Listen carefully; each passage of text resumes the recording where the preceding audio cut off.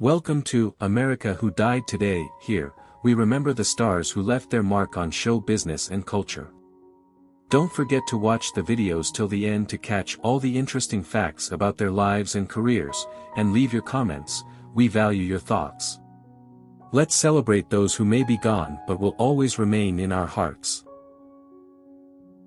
Barbara Taylor Bradford O.B., May 10, 1933 to November 24, 2024, was a British-American best-selling novelist whose work touched the lives of millions around the globe. Her debut novel, A Woman of Substance, 1979, became a worldwide sensation, selling over 30 million copies and remaining on bestseller lists for decades. Over the course of her career, she wrote 40 novels, many of which were adapted into television miniseries and movies. Her books were translated into 40 languages and sold over 90 million copies, making her one of the most commercially successful authors of her time. Known for her compelling stories about strong women overcoming adversity, Bradford became a household name and was honored with numerous awards, including being named an Officer of the Order of the British Empire, OBE, in recognition of her literary contributions. Born in Leeds, England, on May 10, 1933, to Frida and Winston Taylor, Barbara was raised in a working-class family.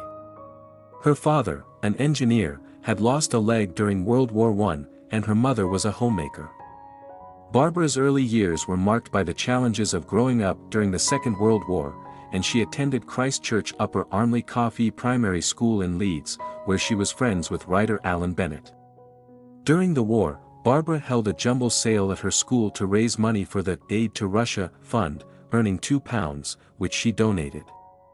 She received a handwritten thank you letter from Clementine Churchill, wife of Prime Minister Winston Churchill, in response. Barbara's early experiences with charity and writing set the tone for her future career as a storyteller. Her older brother, Vivian, died of meningitis before she was born, and Barbara often spoke of how her mother had poured all her love and attention into her. Barbara's upbringing, coupled with her mother's frustrations and her father's war injuries, greatly influenced her character and her work.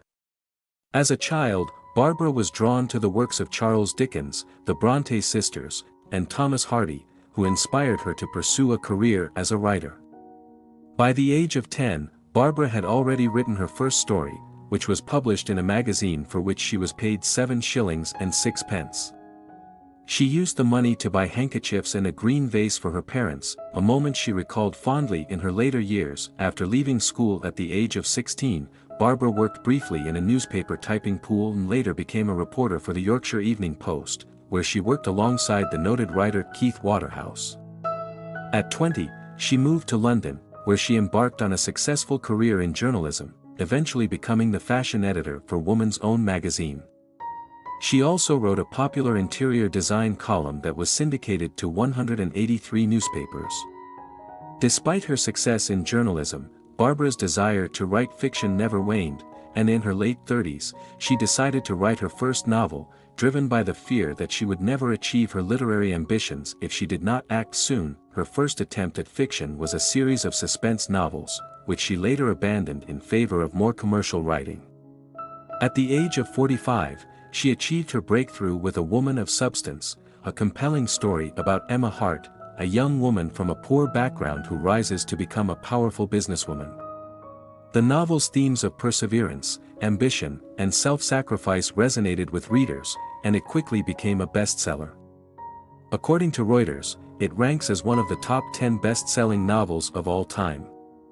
Bradford credited Irish historian and author Cornelius Ryan as her literary mentor, who encouraged her writing and was the first person she confided in about her ambitions. Over the next few decades, Barbara Taylor Bradford wrote 40 novels, each with a similar theme of strong, determined women overcoming the odds to achieve greatness. While Bradford never considered herself a literary giant, she took pride in being a storyteller who crafted engaging, accessible tales for a broad audience. She once said, "I write about mostly ordinary women who go on to achieve the extraordinary." Her novels typically featured protagonists who, despite humble beginnings, became powerful figures in the business world. Bradford's storytelling ability and strong, relatable characters made her a favorite among readers around the world. Among her most famous works are Hold the Dream, To Be the Best, Act of Will, Voice of the Heart, and Recognition. 10 of her books were adapted into television miniseries and movies, which were produced by her husband, Robert E. Bradford, an American film producer. These adaptations further cemented her place in popular culture. Her stories not only explored the challenges of business and leadership but also delved into the personal lives of women, making her novels appealing to a wide range of readers, particularly women who saw themselves in her characters. Barbara's commercial success translated into a significant fortune, and she became known for her luxurious lifestyle. Rumors about her wealth, including the tale of her owning 2,000 pairs of shoes, circulated in the media, though she later addressed them humorously, tracing the shoes rumor to a joke. She also dispelled the myth about her heated lake by explaining that it had been installed by the previous owners of her Connecticut home to provide an ice-free area for their swans. Despite her wealth, Barbara remained grounded and devoted to her writing, continuing to write novels well into her later years. Her final novel, The Wonder of It All, was published in 2023, marking the end of a remarkable career. Barbara's contributions to literature were widely recognized, and she received numerous honors throughout her life. She was awarded honorary degrees from the University of Leeds, the University of Bradford, and several other institutions. In 2007, she was named an Officer of the Order of the British Empire, OBE, by Queen Elizabeth II for her services to literature. She was also the subject of a This Is Your Life episode in 1990, where she was surprised by the host, Michael Aspel. In 2017, she was named one of 90 Great Britons in honor of Queen Elizabeth II's 90th birthday, a testament to her impact on both British and American culture. Barbara married American film producer Robert Bradford in 1963 after meeting him on a blind date in 1961. The couple moved permanently to the United States, where they lived in Connecticut and later in New York City. Robert passed away in 2019, and Barbara continued to live in Manhattan until her death. She became an American citizen in 1992 and made her home in New York until her passing in November 2024. Barbara Taylor Bradford passed away on November 24, 2024, at the age of 91 after a battle with cancer. Her death marked the end of a significant literary career that had inspired millions around the world. Throughout her life, she remained dedicated to her craft, telling stories of strong women who overcame adversity and achieved greatness. Her legacy as a storyteller who captivated readers with her rich, relatable characters will continue to live on in her novels and the millions of people who found inspiration in her work. Teri Garr, born on December 11, 1944, in Los Angeles, California, was an iconic American actress, best known for her roles in comedic films and television shows during the 1970s and 1980s. She rose to fame with her charm, wit, and impeccable comedic timing, becoming one of the most beloved actresses of her generation. Garr was the daughter of actor and comedian Eddie Garr and costume designer Phyllis Lynn Garr, both of whom worked in the entertainment industry. Teri's exposure to the world of show business from a young age helped shape her career, but it wasn't an easy path to success. Her career trajectory demonstrates her incredible talent, persistence, and ability to overcome challenges. Throughout her life, she remained committed to her craft and to the causes close to her heart, including raising awareness about multiple sclerosis, a disease she battled publicly. From a young age, Garr was immersed in the world of performance. She was the third of 4 children and began studying ballet as a child. Growing up in Los Angeles, she attended Hollywood High School, where she further honed her skills in dance and drama. After high school, she studied ballet and dance at the University of California, Los Angeles, UCLA, before ultimately pursuing acting full-time. Garr's transition into the entertainment world was not immediate, but she worked hard to build her name. She moved to New York City in 1964 to attend the prestigious Lee Strasberg Institute, where she studied acting.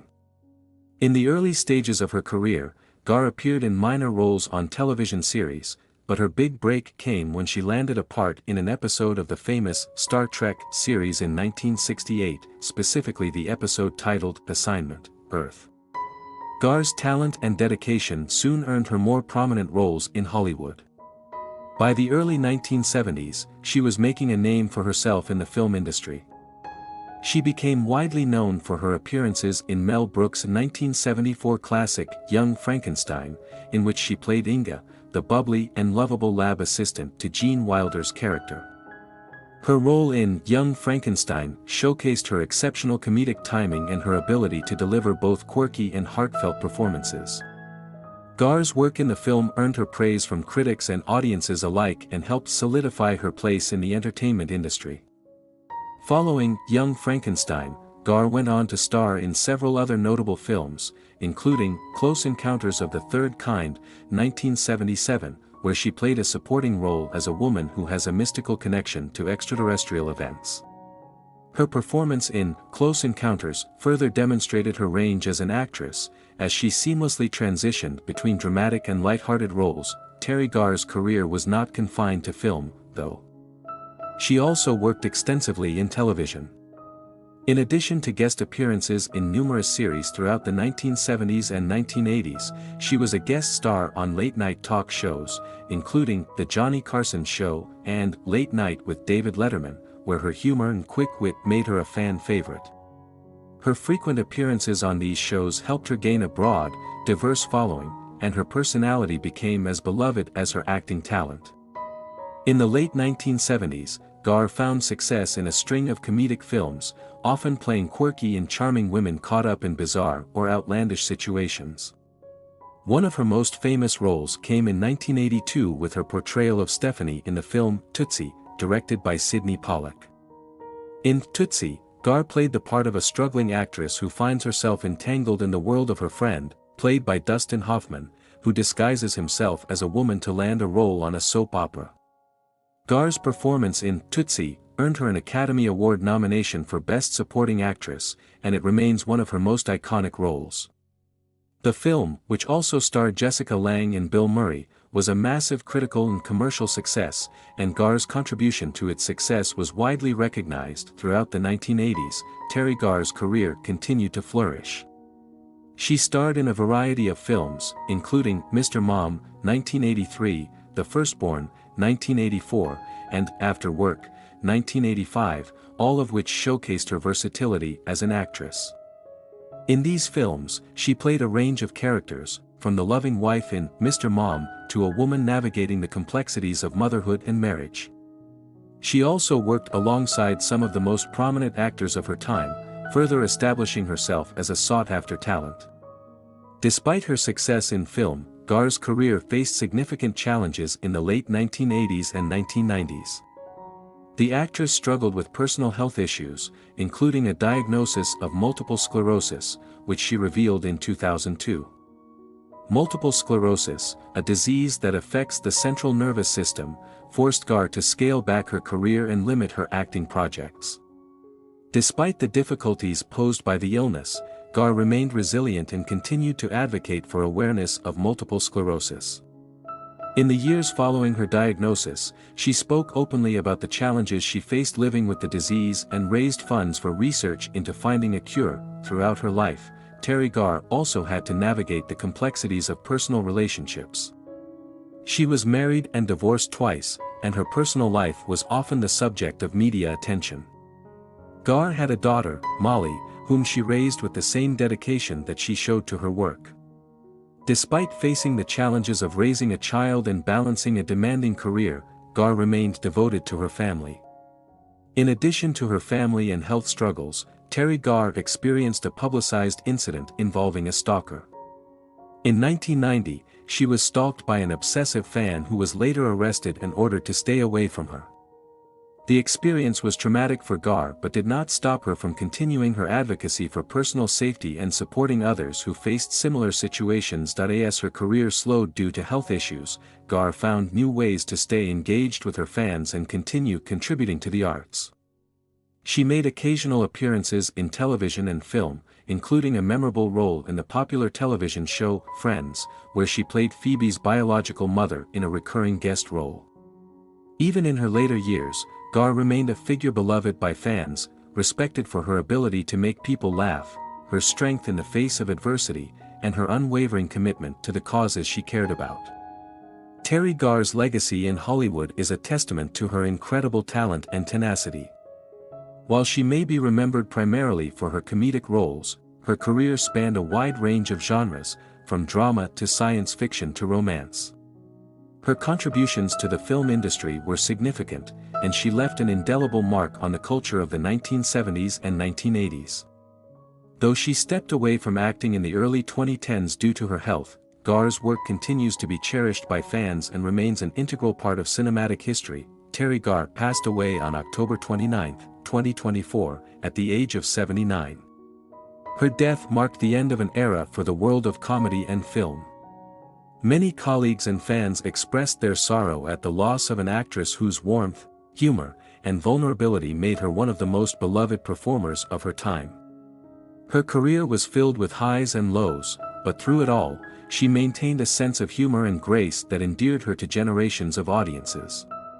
In recognition of her contributions to the entertainment industry, Garr's work continues to be celebrated, and her influence remains a source of inspiration for aspiring actors and actresses around the world.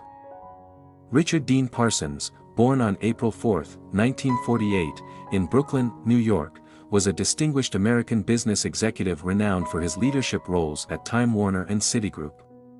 He passed away on December 26, 2024, at the age of 76, due to complications from bone cancer. Parsons grew up in the Bedford-Stuyvesant neighborhood of Brooklyn as one of 5 children in an African-American family. His father, Lorenzo Locklear Parsons, was an electrical technician, and his mother, Isabel, née Judd, was a homemaker. His maternal grandfather served as the head groundskeeper at the John D. Rockefeller Estate, Connecticut. Demonstrating academic prowess, Parsons skipped a grade in both elementary and high school. He attended the University of Hawaii at Manoa, where he played varsity basketball. After 4 years, he was 7 credits short of his diploma but managed to gain admission to Albany Law School of Union University, New York, without a college degree, provided he performed well on his pre-law exams. Parsons earned his Juris Doctor in 1971, graduating at the top of his class. Following law school, Parsons began his career as a lawyer, which laid the foundation for his future roles in business and government. His legal expertise and leadership abilities soon propelled him into significant positions within the corporate world. In 1995, Parsons joined Time Warner as president, bringing his legal acumen and business insight to the media conglomerate. He ascended to the role of CEO in 2002, during a tumultuous period following the company's $165 billion merger with AOL. Under his stewardship, Parsons focused on reducing the company's debt and streamlining operations, effectively steering Time Warner through the challenges of the post-merger landscape. His tenure was marked by efforts to restore stability and profitability, earning him recognition as a capable leader in the media industry. Parsons' leadership capabilities were further demonstrated during his time at Citigroup. Appointed as chairman in 2009 amid the global financial crisis, he played a pivotal role in stabilizing the banking giant. His strategic guidance was instrumental in preventing a full-scale nationalization of the bank and returning it to profitability by 2010. Parsons' tenure at Citigroup showcased his adeptness at navigating complex financial challenges and reinforced his reputation as a trusted figure in the corporate world.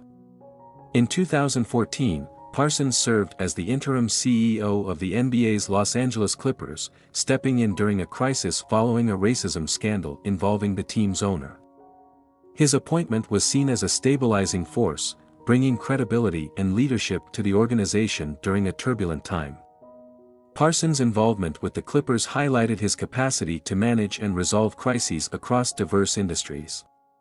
Beyond his executive roles, Parsons was an active board member of several influential organizations, including Lazard, where he served from 2012 until his passing.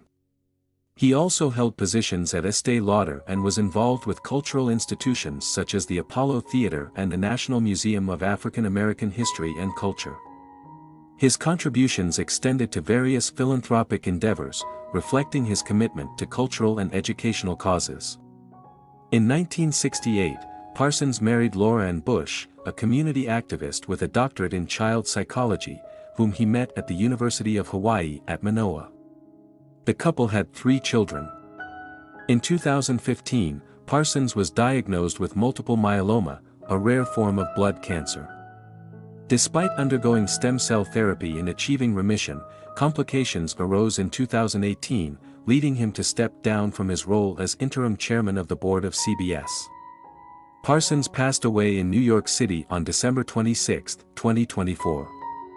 Throughout his career, Richard Parsons was celebrated for his wisdom, leadership, and ability to guide major corporations through challenging times. His legacy is marked by significant contributions to the media and financial industries, as well as his dedication to cultural and philanthropic initiatives. Parsons' impact on the corporate world and his role as a trailblazer for African American executives continue to inspire future generations. Richard Parsons, prominent business executive, dies at 76. Richard Van Perry, born on June 18, 1942, in Brooklyn, New York City, was an influential figure in the American music industry, celebrated as a record producer whose career spanned more than 5 decades. Known for his ability to adapt to the evolving trends of the music world while maintaining his distinct touch, Perry worked with some of the most iconic names in the industry, contributing significantly to their success and shaping popular music in the late 20th century. His life story is one of passion, dedication, and resilience, marked by extraordinary achievements and personal challenges. Perry's early years in Brooklyn laid the foundation for his lifelong connection to music. Born into a Jewish family, he was the eldest of 4 children. His parents, who sold and manufactured musical instruments, also worked as music teachers, exposing Perry and his siblings to music from a young age.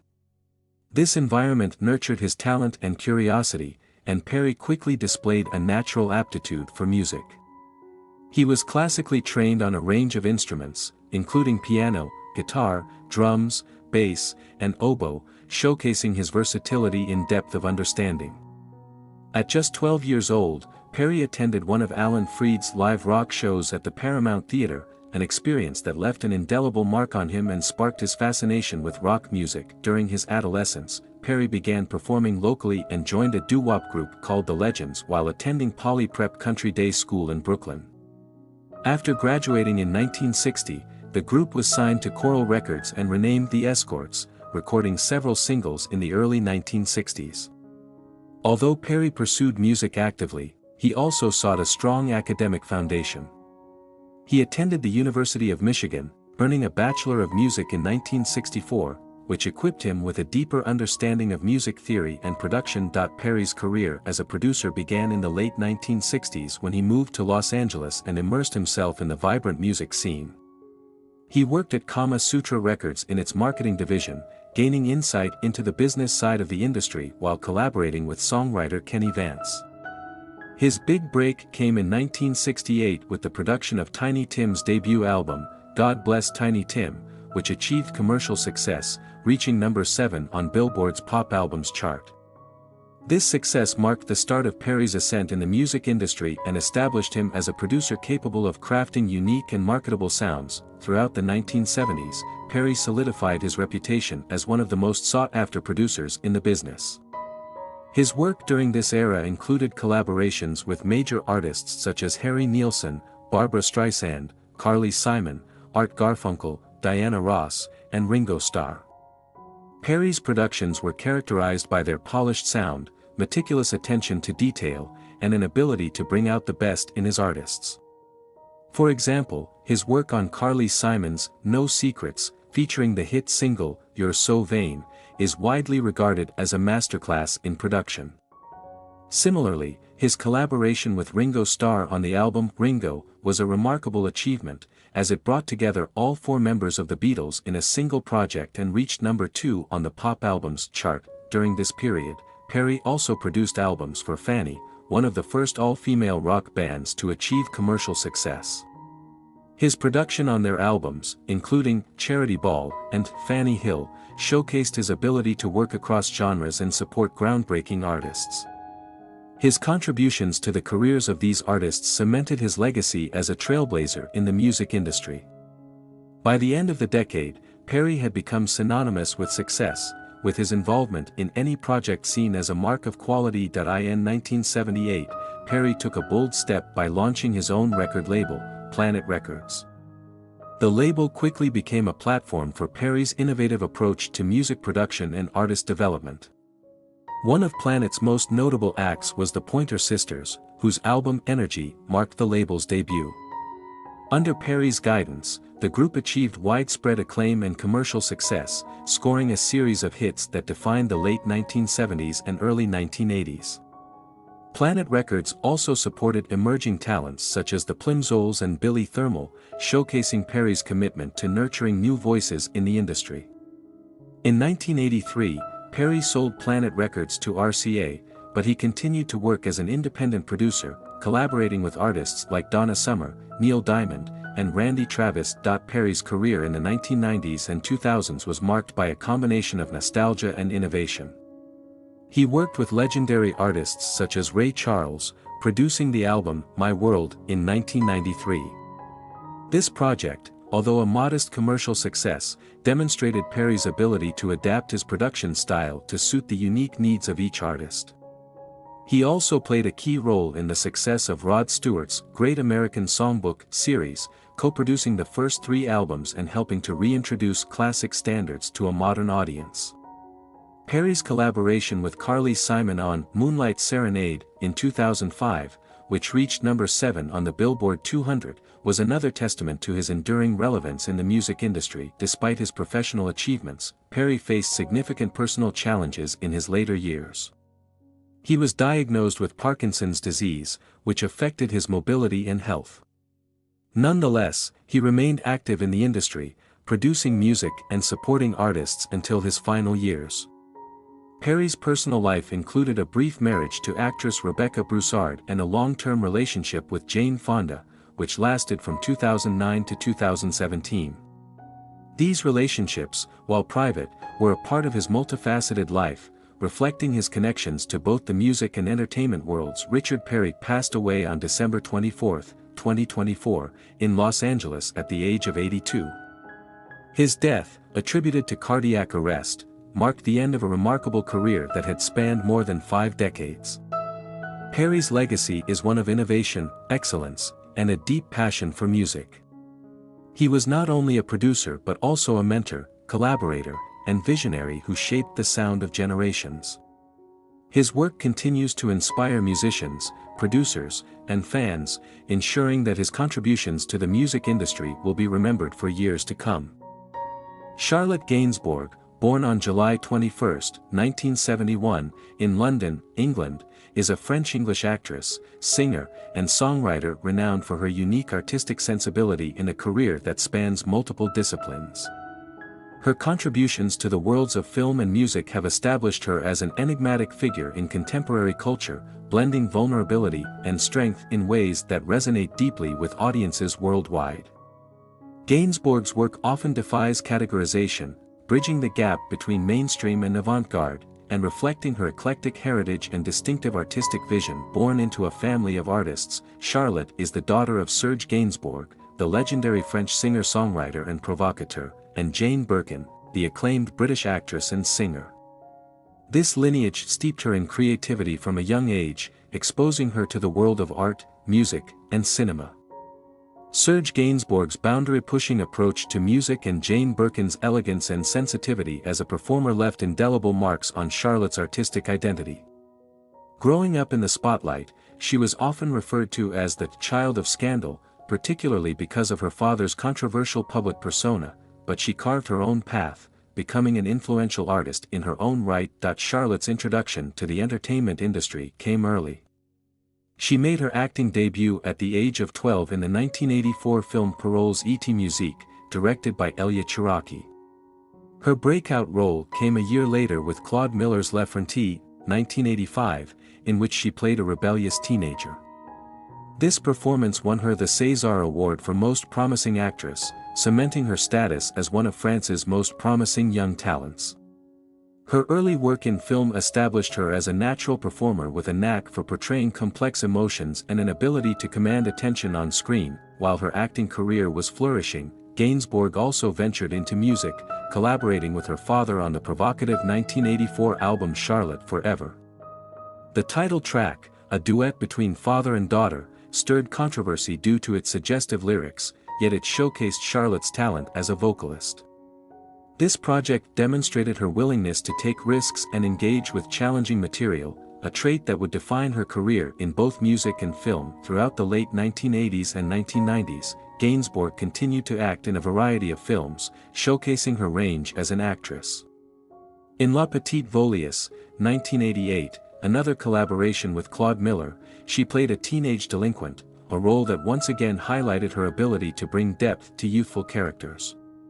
She also appeared in films such as Merci la Vie, 1991, and Jane Eyre, 1996, the latter of which introduced her to English-speaking audiences as the eponymous governess in Franco Zeffirelli's adaptation of Charlotte Bronte's classic novel. Despite her growing reputation as an actress, Gainsbourg remained committed to music, often taking breaks from film to focus on her musical projects. In 2006, after a long hiatus from recording, she released the critically acclaimed album 5 to 55, a collaboration with Air, Jarvis Cocker, and Nigel Godrich.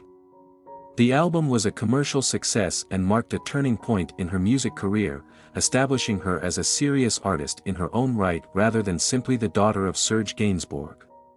Songs like The Songs That We Sing and 555 revealed her introspective songwriting and ethereal vocal style, earning her widespread praise. In film, Gainsbourg achieved international acclaim with her work in Lars von Trier's Antichrist, 2009, a psychologically intense drama that pushed the boundaries of cinema.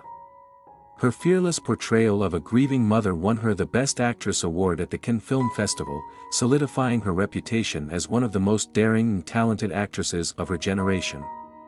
This collaboration with von Trier continued with Melancholia, 2011, and Nymphomaniac, 2013, both of which explored dark, existential themes and showcased Gainsbourg's willingness to embrace challenging, unconventional roles. Gainsbourg's ability to navigate both the mainstream and the avant-garde has made her a sought-after performer in a variety of genres.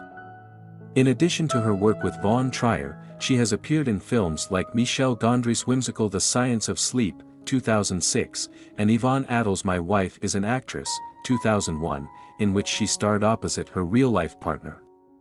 Her performances often blur the line between fiction and reality, drawing on her own experiences and emotions to create characters that feel authentic and deeply human. As a musician, Gainsbourg continued to evolve, releasing the album IRM in 2009, a collaboration with Beck that drew inspiration from her personal experiences, including a near-fatal brain hemorrhage. The album's title, which refers to the French abbreviation for MRI, magnetic resonance imaging, reflects the introspective and experimental nature of the project. Tracks like Heaven Can Wait and Time of the Assassins received critical acclaim, further cementing her status as an innovative and boundary-pushing artist. In 2017, Gainsbourg released Rest, an album that delved deeply into themes of grief and loss following the death of her father and her sister, Kate Berry. The album, produced by Sebastian, featured collaborations with Paul McCartney and Guy-Manuel de Homem Christo of Daft Punk. Songs like Deadly Valentine and Ring-a-Ring-O Roses combined haunting melodies with deeply personal lyrics, earning Gainsbourg widespread acclaim for her vulnerability and artistic courage. Beyond her work in film and music, Gainsbourg has also explored other creative outlets. In 2021, she directed her first feature-length documentary, Jane by Charlotte, a poignant and intimate portrait of her mother, Jane Birkin. The film premiered at the Cannes Film Festival and was praised for its tender exploration of the mother-daughter relationship.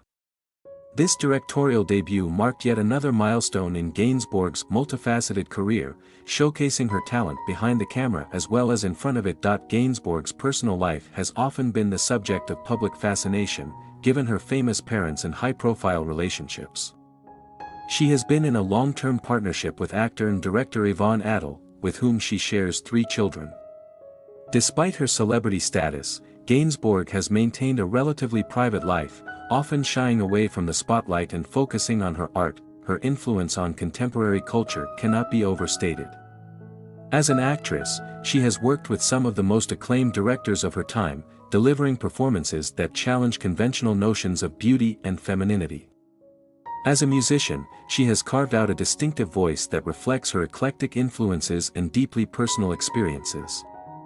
Her willingness to take risks and engage with complex, often uncomfortable themes has made her a beloved and respected figure in both industries. Charlotte Gainsbourg's career is a testament to her artistic bravery and versatility.